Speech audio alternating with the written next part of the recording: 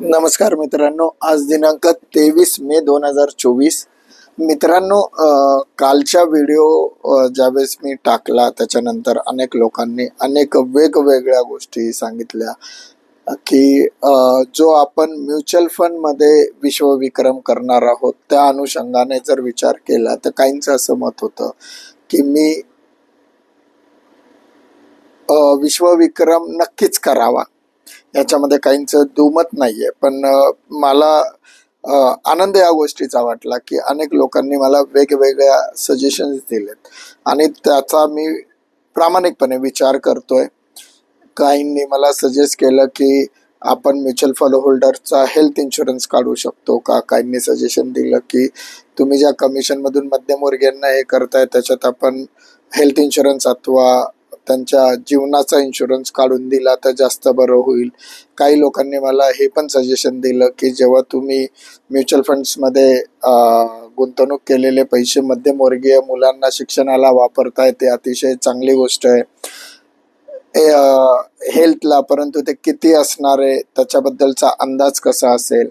एक सजेशन मला असंही आलं होतं की आपण माझं जे स्टेटमेंट होतं की मध्यमवर्गीय युवकांना उद्योगपती अथवा युवतींना उद्योगवर्धिनी करायचं तर त्याच्यासाठी आपण काही शॉर्ट टर्म कॅपिटल म्हणून देऊ शकतो का. असे अनेक अनेक अनेक सजेशन्स मला येत आहेत.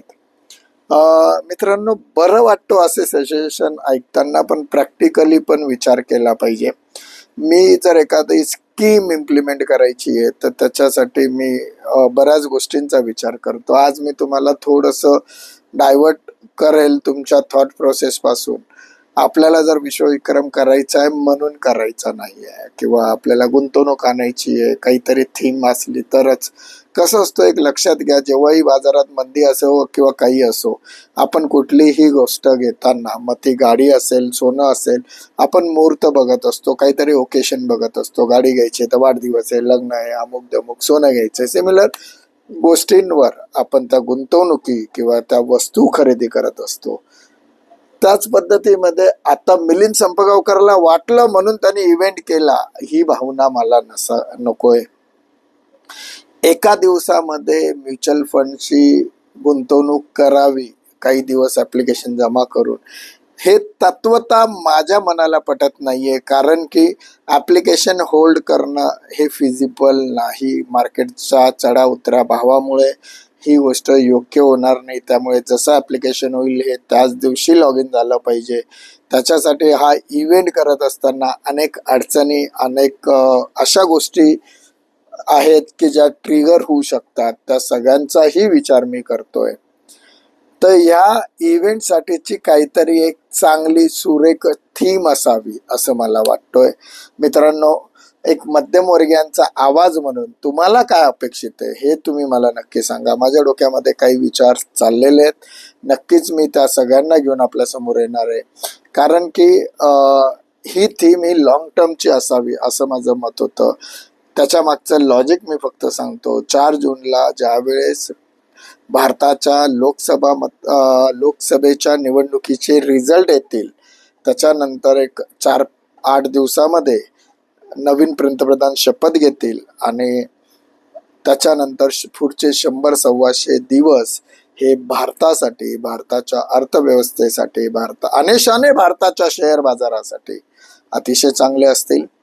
मित्रांनो, एक चांगली गोष्ट काल संध्याकाळी झाली आहे. RBIने जो त्यांचा डिव्हिडंड डिक्लेअर केला आहे 1.2 लाख करोड रुपीज, हा अतिशय चांगली फिगर आली आहे. जिथं आपली इकॉनॉमी, आपल्या बँका किती सक्षम आहेत याबद्दलचा तो एक रिपोर्ट आहे.